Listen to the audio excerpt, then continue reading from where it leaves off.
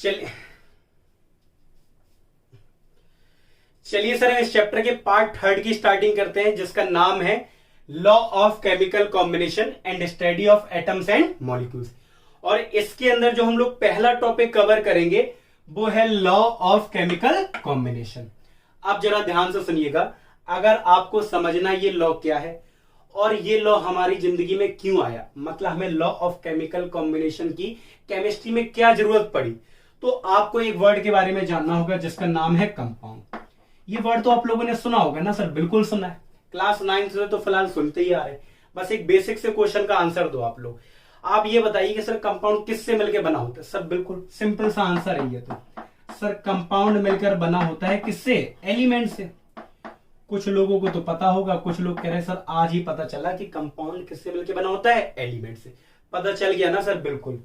तो अगर आपसे कभी भी कोई पूछे सर कंपाउंड किससे मिलकर बना होता है? सर एलिमेंट से। बिल्कुल। अच्छा एक बात बताओ, अब हमें यह पता है कि कंपाउंड एलिमेंट से मिलकर बना होता है, तो क्या एलिमेंट की मदद से आप कंपाउंड बना सकते हो? सर बना तो सकते हैं। क्या सिर्फ इतनी इंफॉर्मेशन काफी है कंपाउंड को बनाने के लिए कि सर कंपाउंड एलिमेंट से मिलकर बना होता है? सर बिल्कुल नहीं। तो सर और क्या इंफॉर्मेशन चाहिए होती? एक डेली लाइफ के एग्जांपल से समझते हैं। खाना तो बनाए होगे कभी? अरे नॉर्मल सी बात है, घर में एक सबसे फेवरेट चीज होती है सबकी, चाय।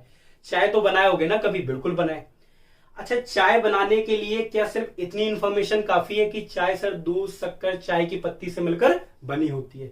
क्या इतनी इंफॉर्मेशन काफी है? सर कुछ लोग कहेंगे सर बिल्कुल हाँ।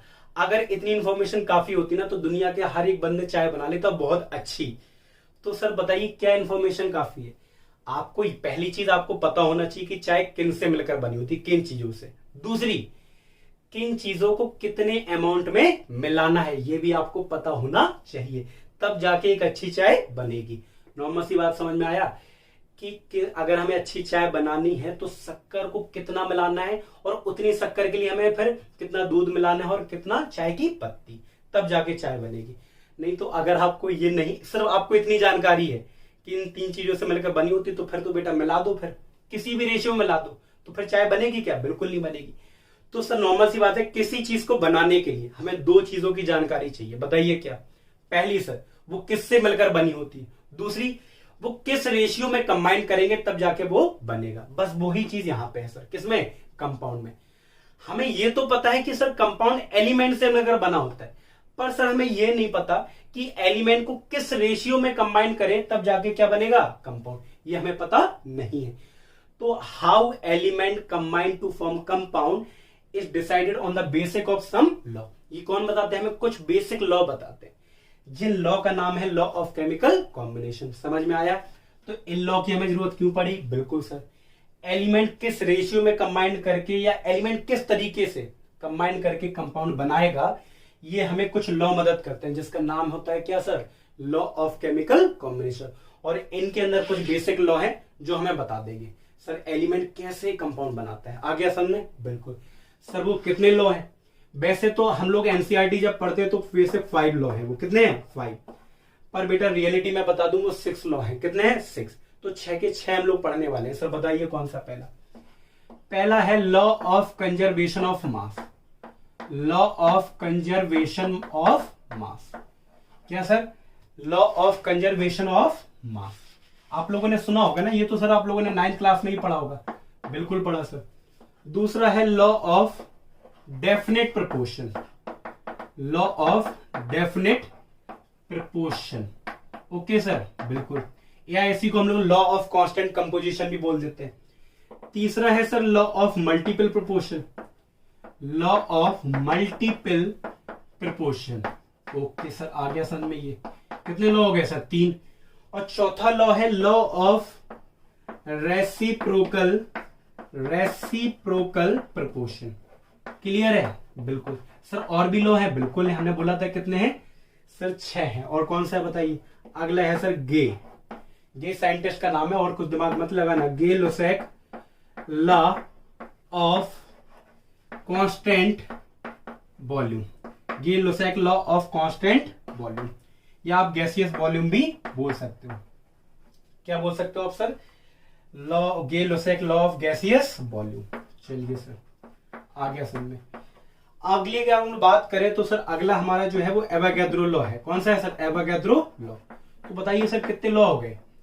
1 2 3 4 5 6 सर 6 के 6 हो गए। तो सर इनको हम पढ़ेंगे कैसे, एक एक करके हम सबको डिटेल में पढ़ेंगे।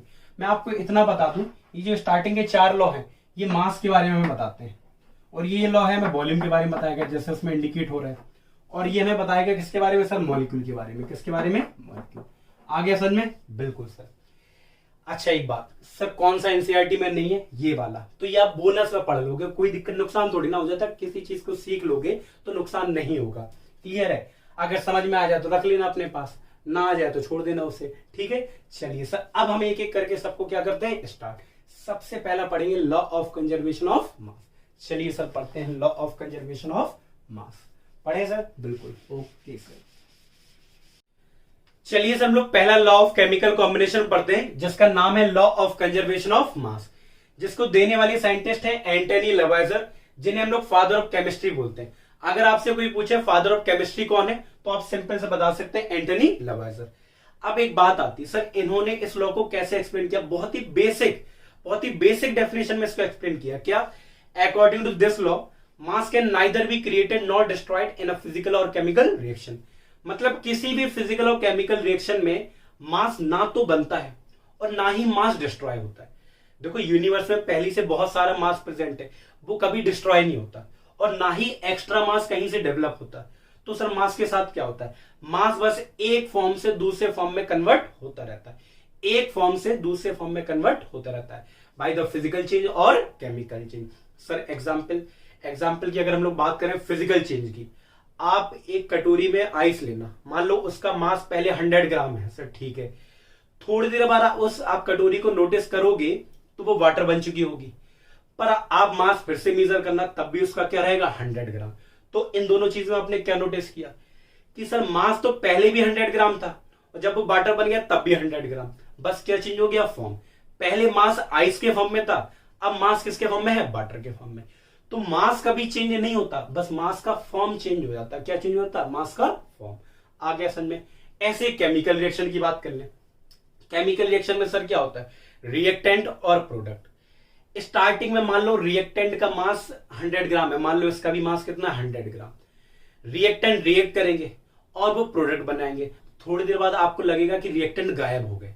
रिएक्टेंट गायब नहीं होते, थोड़ी देर बाद वो क्या बन जाते हैं? प्रोडक्ट। आप प्रोडक्ट का भी मास मेजर करना उतना ही होगा जितना रिएक्टेंट का था। तो हुआ क्या? आपको लगेगा सर रिएक्टेंट डिस्ट्रॉय हो गया, डिस्ट्रॉय नहीं होता, वो रिएक्टेंट कन्वर्ट हो गया किसमें? प्रोडक्ट में। तो केमिकल रिएक्शन में पहले मास किसके फॉर्म में था? रिएक्टेंट के फॉर्म में। थोड़ी देर बाद वही मास किसके फॉर्म में आ जाएगा? प्रोडक्ट के फॉर्म में। आ गया समझ में? तो इसका मतलब सर है कि मास को हम ना बना तो बिल्कुल नहीं सकते और सर डिस्ट्रॉय भी नहीं कर सकते पूरी तरीके से। तो क्या करेंगे? उसे बस हम एक फॉर्म से दूसरे फॉर्म में कन्वर्ट कर सकते हैं बाय द फिजिकल चेंज और केमिकल चेंज। क्लियर है? बाय द फिजिकल चेंज और केमिकल चेंज। बस एक्सेप्शन इसका है, this is not valid for nuclear reaction. सभी रिएक्शन के लिए law of conservation of mass valid है, सभी रिएक्शन के लिए, बस न्यूक्लियर रिएक्शन के लिए वैलिड नहीं है, क्योंकि इसमें जो मास होता है कुछ मास चेंज हो जाता है। सर कैसे?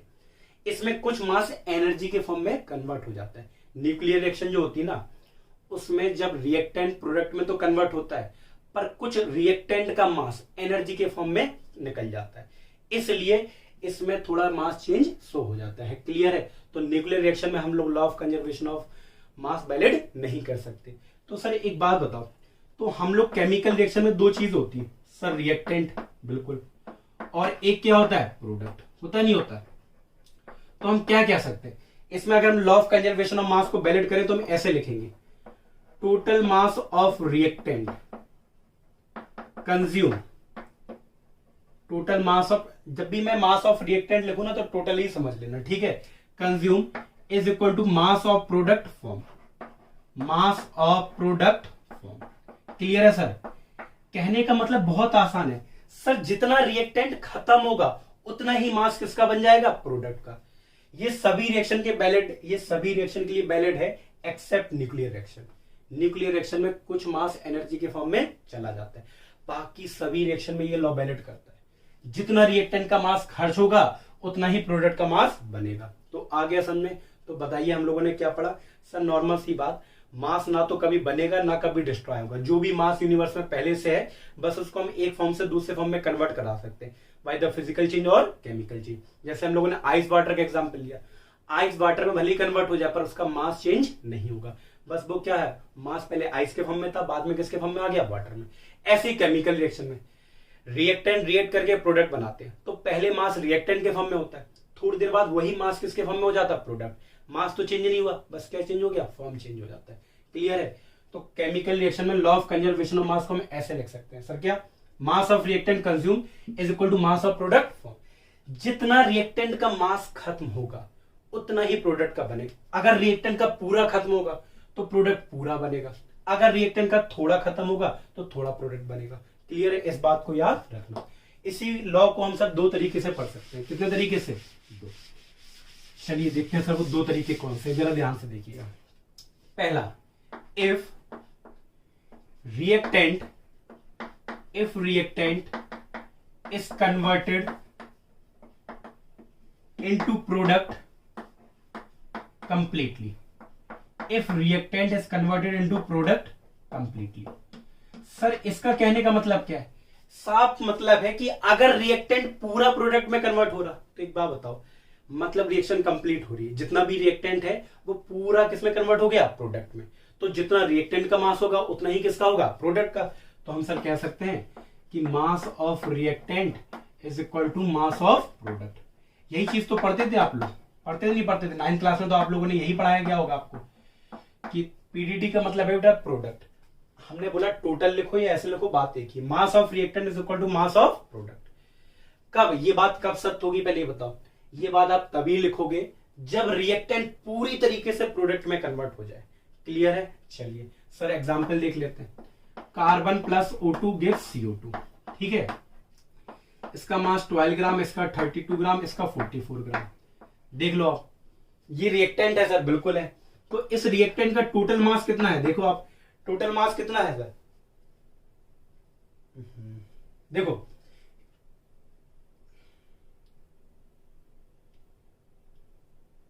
चलिए देखिए इस रिएक्टेंट का टोटल मास कितना है। अगर आप 12 प्लस 32 को ऐड करोगे तो कितना आएगा, 44 ग्राम। कितना आएगा सर, 44 ग्राम। और इसका भी ये प्रोडक्ट है, इसका भी मास कितना है सर, 44 ग्राम। क्या दोनों का मास बराबर है? बिल्कुल है। तो पहले ये 44 ग्राम रिएक्टेंट के फॉर्म में था, थोड़ी देर बाद ये किसके फॉर्म में कन्वर्ट हो जाएगा, 44 ग्राम प्रोडक्ट के फॉर्म में आ गया असल में। तो इससे दो चीजें सिद्ध हो रही सर, बताइए क्या। एक तो law of conservation of mass को वैलिड करना, इससे हमें एक चीज और पता चल रही, जब भी रिएक्टेंट का मास और प्रोडक्ट का मास बराबर हो तो समझ लेना रिएक्शन कंप्लीट हो रही है, मतलब जो रिएक्टेंट है वो पूरा का पूरा प्रोडक्ट में कन्वर्ट हो रहा है। क्लियर है? चलिए एक एग्जाम्पल और ले लेते हैं। अगर हम लोग बात करें N2 plus 3H2 gives 2NH3। Clear है? अगर हम इसकी बात करें तो सर इसका 28 ग्राम, इसका 6 ग्राम और इसका होता है 34 ग्राम। कितना होता है सर, 34 ग्राम। तो आप बता सकते हैं सर इसका टोटल मास कितना है? बिल्कुल बता सकते हैं सर, इसका टोटल मास है 34 ग्राम, इसका 34 ग्राम, दोनों बराबर हैं। बिल्कुल आ गया असल में।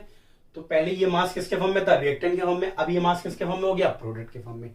अगर आपसे ऐसे में क्वेश्चन आ जाए तो आप बता सकते हो सर? बिल्कुल बता सकते हो, बिल्कुल बता सकते हो, नहीं बता सकते हो, बिल्कुल। एक एग्जाम्पल और पढ़ लें। CaCO3 को जब हम हीट करते हैं तो CO प्लस CO2 बनाया, ठीक है सर। इसका मास मान लो पहले 50 ग्राम था, जब ये इसको हीट किया ये कन्वर्ट हो गया इसके 28 ग्राम में और ये 22 ग्राम में।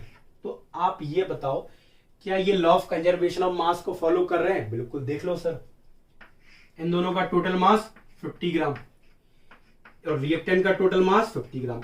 रिएक्टेंट का मास और प्रोडक्ट का मास बराबर है, बिल्कुल है। तो ये law of conservation of mass को क्या कर रहे हैं, फॉलो। याद रखना न्यूक्लियर रिएक्शन को छोड़ के बाकी सारी reaction law of conservation of mass को वैलिड करती हैं, फॉलो करती हैं। क्लियर है सर? आ गया समझ में? बिल्कुल। अच्छा, इससे क्वेश्चन भी आ सकता है, जरा ध्यान से देखिए। मान लो हमें एक क्वेश्चन ऐसे पूछ दे, NaCl प्लस H2SO4। वैसे एनसीईआरटी में क्वेश्चन नहीं है पर तब भी आपको आना चाहिए। सभी रिएक्शन में आप क्या लगा सकते हो, लॉ ऑफ कंजर्वेशन ऑफ मास। चलिए देखिए, हमें इसका मास निकालना है। इसका मास हमें मान लो 2.5 ग्राम दिया गया और इसका 1.5 ग्राम और इसका 3.5 ग्राम, ठीक है सर। अब एक बात देखिए, इसका मास निकालना है तो सर सबसे पहले हमने क्या बोला, सभी रिएक्शन में law of conservation of mass तो लगता है। तो आपको पता है कि law of conservation of mass क्या होता है, मास ऑफ रिएक्टेंट, ठीक है sir, is equal to mass of product. ठीक है, देखो दो तरीके से क्वेश्चन पूछेंगे आपसे। कैसे, आपको मास दे देंगे इनका, ठीक है, इन तीनों का मास दे दिया, आपसे कहेंगे बताओ ये law of conservation of mass को फॉलो कर रहा है नहीं कर रहा है। कैसे कराओगे आप, इनके मास निकाल दोगे, इसका मास दोनों के इक्वल है तो कह दोगे sir mass of reactant is equal to mass of product, so they follow law of conservation of mass. Clear है। एक तरीके से क्वेश्चन है ऐसे, आपको एक रिएक्शन दे देंगे और कह देंगे, देखो कुछ नहीं कहेंगे और कह देंगे इसका मास निकालो, तो आप क्या करोगे, सबसे पहले रिएक्शन को बैलेंस जरूर कर लेना। दूसरी चीज आपसे पूछेंगे कि इसका मास निकालो, तो कैसे, नॉर्मल सी बात है, law of conservation of mass लगा दो, सभी रिएक्शन के लिए लगता है, mass of reactant is equal to mass of product. इसका मास सर हम x मान लें, बिल्कुल x, और इसका 2.5 है, ठीक है, इसका प्रोडक्ट का 1.5 प्लस 3.5, ये कितना हो जाएगा सर, ये हो जाएगा हमारा, ये हो जाएगा 4.5 हो जाएगा 5 ग्राम, और इसको आप यहां माइनस करोगे 5 माइनस 2.5, तो ये आ गया 2.5 ग्राम। आ गया नहीं आ गया सर, बिल्कुल आ गया। तो क्वेश्चन किस तरीके से पूछेंगे समझ में आया, आपको रिएक्शन दे देंगे, उन सभी का मास दे रहे हैं, तो वो ये पूछेंगे कि बताओ ये फॉलो कर रहा है या नहीं कर रहा। तो आप रिएक्टेंट का टोटल मास निकाल लेना, प्रोडक्ट का टोटल निकाल लेना, अगर दोनों का बराबर आ रहा है तो कह देना दिस रिएक्शन फॉलो क्या, लॉ ऑफ कंजर्वेशन ऑफ मास। दूसरे तरीके क्वेश्चन, आपको रिएक्शन दे दी, कुछ का मास दे दिया, कुछ को निकालना है, तो बस जब किसी का निकालना तो आप मान के चलना वो reaction law of conservation of mass को क्या कर रही है, फॉलो। तो रिएक्टेंट का मास प्रोडक्ट का मास बराबर रख देना, आपको जिसका मास निकालना है उसका निकालना आएगा। ठीक है, चलिए सर दूसरा केस क्या था जरा ध्यान से, दूसरा केस, दूसरा है कि if reactant is not converted into product, is not converted into product completely, क्या सर, कंप्लीटली। अगर कोई रिएक्टेंट पूरी तरीके से प्रोडक्ट में कन्वर्ट नहीं हो रहा तो सर ये आप नहीं लिख सकते। अगर रिएक्टेंट जो है ना पूरी तरीके से प्रोडक्ट में कन्वर्ट नहीं हो रहा तो आप law of conservation of mass तो वैलिड करेगा, पर आप mass of reactant is equal to mass of product ही लिखेंगे। वहां क्या लिखेंगे सर आप, वहां ये होगा law of conservation, mass of reactant plus mass of product. Product को शॉर्ट करने क्या लिख सकते हैं सर, पीडीटी, और प्लस, अच्छा ये बताओ अगर रिएक्टेंट पूरा कन्वर्ट नहीं होगा तो रिएक्टेंट का तो कुछ ना कुछ मास बचा होगा ना, तो sir mass of reactant left, mass of reactant left, आगे समझ में, तो ये लॉ लगेगा। तो ये law of conservation of mass को फिर हम ऐसे लिखेंगे, अगर रिएक्टेंट पूरा कन्वर्ट हो रहा प्रोडक्ट में तब हम ये लिख सकते हैं, अगर पूरा कन्वर्ट नहीं हो रहा तब ऐसे लिख सकते हैं। आप लोगों ने अभी तक क्या किया, आप लोगों ने अभी तक यही पढ़ा, ये केस आप लोगों ने कभी पढ़ा ही नहीं होगा। चलिए सर हम एक एग्जांपल ले लेते हैं, CaCO3 है, CaO प्लस CO2 बनाना है सर, ठीक है, चलिए इसका 100 ग्राम है सर, ठीक है 100 ग्राम। आप कह रहे हैं कि इसका 28 ग्राम बना है, इसका 22 ग्राम बना है। आप जरा ध्यान से सुनना, तो इसका टोटल मास कितना है सर 50 ग्राम, तो बताओ क्या इसके बराबर है, नहीं, ऐसा तो नहीं हो सकता कि 100 ग्राम 50 ग्राम में कन्वर्ट, ऐसा कभी होता ही नहीं है। जितना इस तरफ मास होगा उतना ही टोटल मास क्या होगा इस तरफ। तो इस तरफ कितना मास बना है सर 50 ग्राम, तो इसका मतलब 100 ग्राम में से सिर्फ 50 ग्राम, 100 ग्राम में से सिर्फ 50 ग्राम इसमें कन्वर्ट हो गया, और 50 ग्राम ही खत्म हुआ है, 50 ग्राम क्या हुआ कंज्यूम। तो इसका कितना मास बचा होगा, एक नॉर्मल सी बात है, आपके पास 100 रुपए दिए, 50 रुपए खर्च हो गए, कितने बचे सर 50 ग्राम, तो 50 ग्राम लेफ्ट। आगे समझ में, तो सर इसमें देख लो क्या इसमें law of conservation of mass valid कर रहा है, बिल्कुल करेगा सर। मास ऑफ रिएक्टेंट कितना है सर 100 ग्राम, और मास ऑफ प्रोडक्ट कितना है सर, टोटल किया 50 ग्राम, ठीक है, और मास ऑफ रिएक्टेंट लेफ्ट कितना है सर 50 ग्राम, दो आ रहा है, दोनों एक पर बिल्कुल आ रहा है, तो ये law of conservation of mass को वैलिड कर रहा है। तो आ गया समझो, बहुत ही आसान है सर। अगर रिएक्टेंट पूरा प्रोडक्ट में कन्वर्ट हो रहा है तो mass of reactant is equal to mass of product. अगर रिएक्टेंट पूरा प्रोडक्ट में कन्वर्ट नहीं हो रहा है तो law of conservation of mass को हम ऐसे लिखेंगे, mass of reactant equal to mass of product plus mass of reactant left. आ गया समझ में सर, बिल्कुल। तो कभी भी हम लोग 9th क्लास से सबसे बड़ी गलती यही करते हैं, हम लोग हमेशा एक ही केस पढ़ते हैं, ये वाला केस पढ़ते ही नहीं है। तो हमेशा जिससे भी पूछो law of conservation of mass बताओ, वो कहते हैं sir mass of reactant is equal to mass of product. वो तो तब होगा ना बेटा जब रिएक्टेंट पूरा कन्वर्ट होगा प्रोडक्ट में। क्लियर है? जितना रिएक्टेंट खर्च होगा उतना ही तो बनेगा प्रोडक्ट। क्लियर है? चलिए, तो इसी के साथ हमारा पहला लॉ खत्म होता है, law of conservation of mass. आ गया ना सर समझ में? बिल्कुल, बहुत अच्छे से। चलिए अब हम लोग पढ़ते हैं सर सेकंड लॉ। कौन सा? Second law. सेकंड लॉ कौन सा था? आप सभी को याद होगा, लॉ ऑफ डेफिनेट प्रोपोर्शन।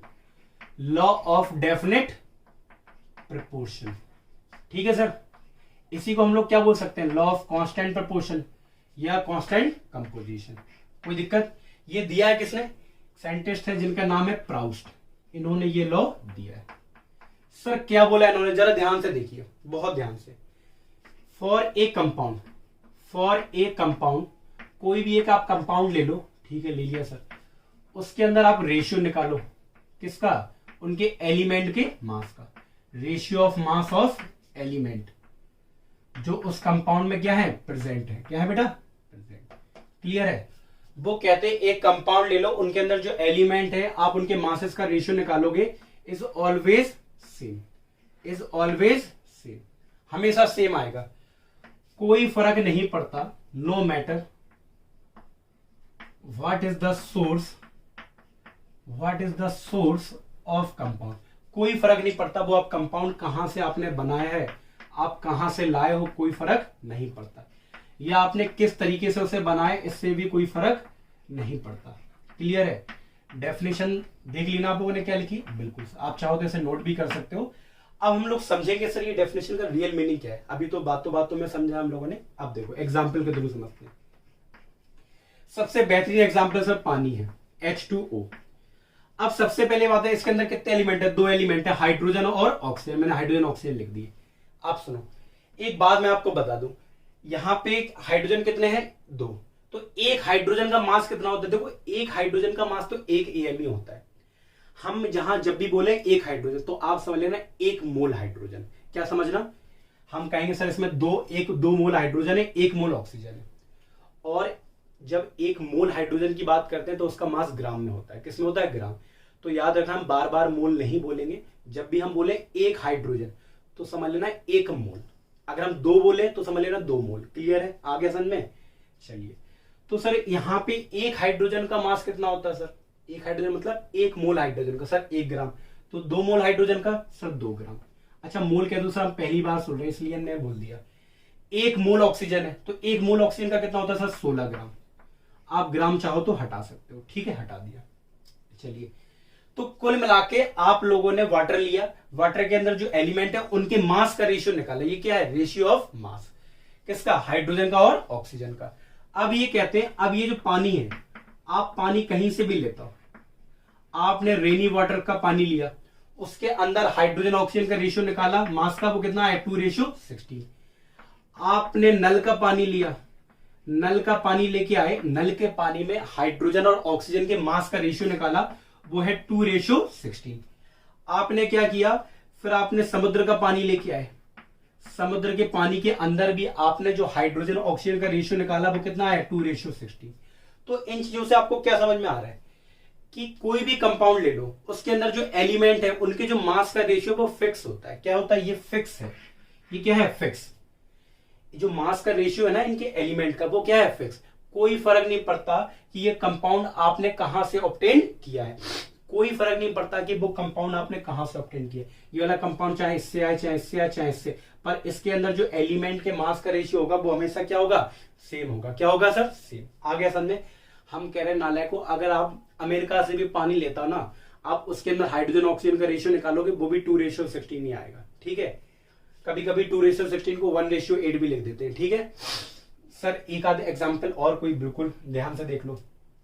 जैसे अगर हम बात करें CaCO3, CaO प्लस CO2, ठीक है, देखो इसमें हमने CO2 बनाया। ठीक है, CO2 में बताओ जरा, CO2 में कार्बन है और ऑक्सीजन है। ठीक है, कार्बन के मास का रेशियो कितना? कार्बन का मास कितना होता है सर? 12। और एक ऑक्सीजन का मास, एक ऑक्सीजन का 16, 2 ऑक्सीजन का 32। हमने फिर से बता दे रहा हूं, जब भी मैं एक ऑक्सीजन बोलूं समझ लेना 1 मोल। आ गया? चलिए, तो एक ऑक्सीजन का मास 16, 2 ऑक्सीजन का मास 32। चलिए, तो हमने यहां पे CO2 इस तरीके से बनाया, हमने यहां पे CO2 एक दूसरे तरीके से बनाया CO2। कार्बन ऑक्सीजन की रिएक्शन कराई तब जाके CO2 बना। तो एक बताओ, ये सेम कंपाउंड है दोनों? बिल्कुल है। और दोनों को हमने क्या बनाया? अलग अलग तरीके से, मतलब दोनों की जो बनाने के तरीके हैं, मेथड ऑफ प्रिपरेशन है, वो क्या है? अलग अलग। पर इसके अंदर जो कार्बन ऑक्सीजन का रेशियो होगा वो भी कितना होगा? 12:32। तो क्या समझ में आया सर? यही तो लिखा था, देखो डेफिनेशन में, फॉर ए कंपाउंड, किसी भी कंपाउंड के लिए the ratio of mass of element present, किसी भी कंपाउंड के अंदर जो एलिमेंट होते हैं उनके मास का रेशियो इज ऑलवेज सेम, हमेशा सेम होता है। नो मैटर, कोई फर्क नहीं पड़ता what is the source of compound, की कंपाउंड आपने कहां से ऑब्टेन किया है, कोई फर्क नहीं पड़ता। और मेथड ऑफ प्रिपरेशन क्या है, उससे भी कोई फर्क नहीं पड़ता। यहां से CO2 को दो अलग अलग मेथड ऑफ प्रिपरेशन से बनाया, पर उसके अंदर जो एलिमेंट के मास का रेशियो है वो क्या है सर? सेम है। आगे समझ में? चलिए। अच्छा सर, इसका कोई एक्सेप्शन है? बिल्कुल है। बस याद रख लो, ये आइसोटोप्स के लिए वैलिड नहीं करता। Not valid in isotopes, not valid in isotopes. अगर आइसोटोप्स आ जाए तो ये लॉ क्या हो जाता है? फेल। ये लॉ क्या हो जाता है? फेल। कौन सा?